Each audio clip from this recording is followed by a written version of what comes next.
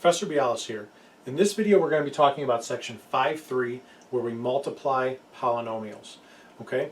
Now when we multiply, really what it comes down to is distribution. Okay? So we're going to start with some monomials where we don't really distribute anything, but after that it's all distribution. So we're just going to go through a few examples to see what I'm talking about, how this plays out, and then it's just practice, and be careful with your calculation. That's really what it comes down to.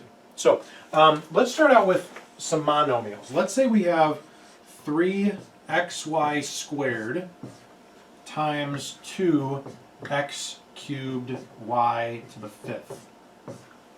Okay? Just regular monomials. Now this is not a distribution problem because remember, within that term, that's all just products. It's just multiplication. Then you're multiplying by more multiplication. So really what it is 1, 2, 3, 4, 5, 6 different factors being multiplied. So all we do is 3 times 2 is 6. Now remember, when we multiply these like bases, we're adding the exponents. There's nothing there, it's understood to be a 1. So we have x to the fourth, so 4x is being multiplied altogether. And then 2 and 5 is y to the seventh. And that's it. That's really all it comes down to.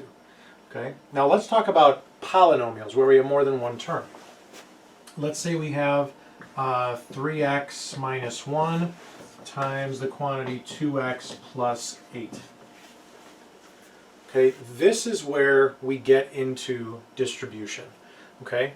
Now, when we do distribution, a lot of times it's just a single term going into multiple terms. So let's actually back up for a second and do something like this.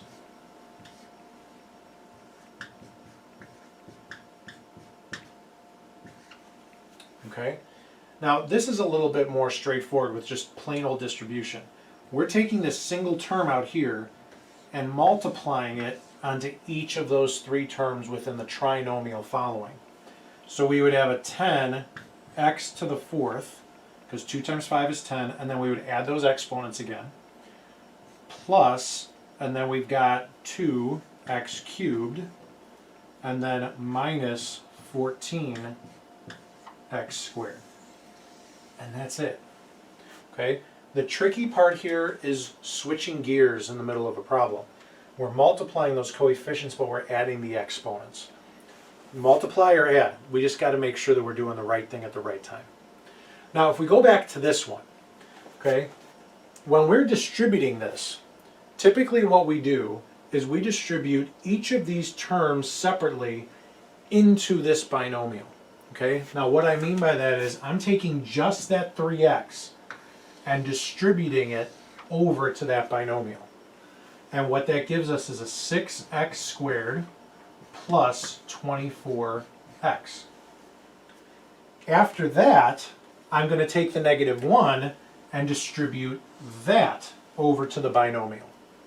So that gives us negative 2x minus 8. Okay? This may look familiar to some of you, and you probably remember it as FOIL. Okay? And FOIL stands for firsts, outers, inners, lasts. Okay? Now just watch me for a second. Firsts, outers, inners, lasts. Did I do anything different there? All FOIL is a way to get students to remember what to distribute, but it's just distribution. There's nothing more to it than that. FOIL always seems like some special thing, and it's just a way to remember the distribution. Okay?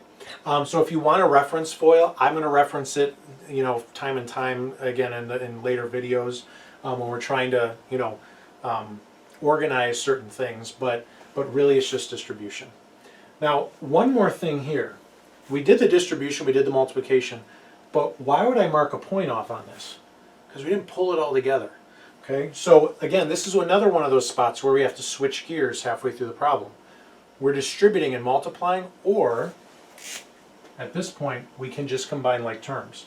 And we've got 6x squared plus 22x minus 8. Okay? So again, just take your time and focus on one step at a time. At this point, we're distributing. That's where I'm thinking. That's where my mind is. After that, I'm combining like terms. Notice I didn't make this an x squared. When I was multiplying, I made that an x squared, but not when I'm adding and subtracting. Okay? And then, here we go. Okay? Now, one more thing I want to talk about before I go into the next example. The book is going to show you a vertical method where you do something like that. If you're used to doing that, by all means go ahead and do that. I personally do not like that because when we get into longer equations and doing this is like step 1 of 6 in an equation, we don't want to have to go off to the side and do that. Okay? All this is to help you kind of organize your thoughts. If we can get used to working horizontally and list it out one at a time, that's going to be a lot better for us in the long run. Okay, so again, I'm not saying you can't do that, but I wouldn't go out of your way to figure this out. Just keep doing it this way. Okay?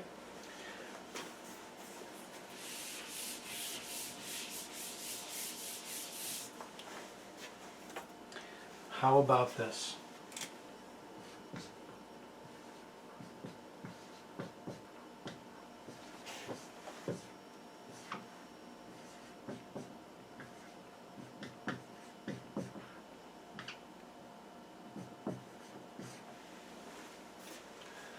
Now, in this case, FOILing's not going to help us.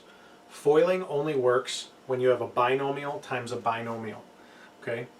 Beyond that, it doesn't really apply. However, distribution is going to apply to this.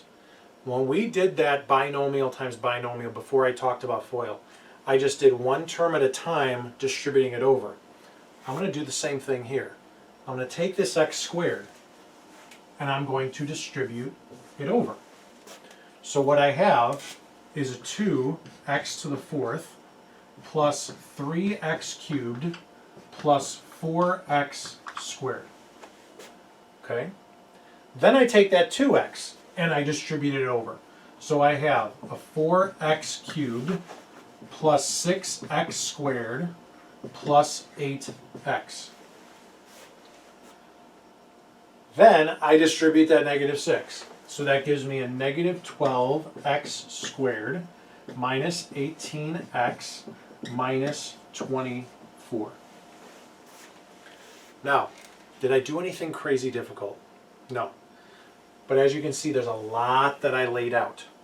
Okay? Now, you may still have made a calculation mistake along the way, but one thing I would suggest you check. You have 3 terms times 3 terms. 3 times 3 is 9. Before you combine any of those like terms, make sure you have 9 terms there, just to make sure you didn't miss one of the distributions. 1, 2, 3, 4, 5, 6, 7, 8, 9. Could I have still made a mistake? Yes, but at least I didn't miss one of the distributions. Now I'm going to combine those like terms together. So I've got this 2x to the 4th, I just bring it down. Then I've got an x cubed, and that's it. So 3 and 4 is 7x cubed. Again, I'm combining like terms now. So those variables and exponents almost act like labels. Then I have an x squared, x squared, x squared. 4 plus 6 is 10, minus 12 is negative 2x squared. Then I've got an x and an x. 8 minus 18 is negative 10x, and then minus 24 constant at the end. And there you go. Okay? That's pretty much multiplying polynomials. If you have monomials here, you just multiply the different components. But beyond that, it's distribution. It's distribution. That's pretty much all it comes down to. Okay? So, as always, if you have any questions, let me know. Keep working hard, and I'll see you next time.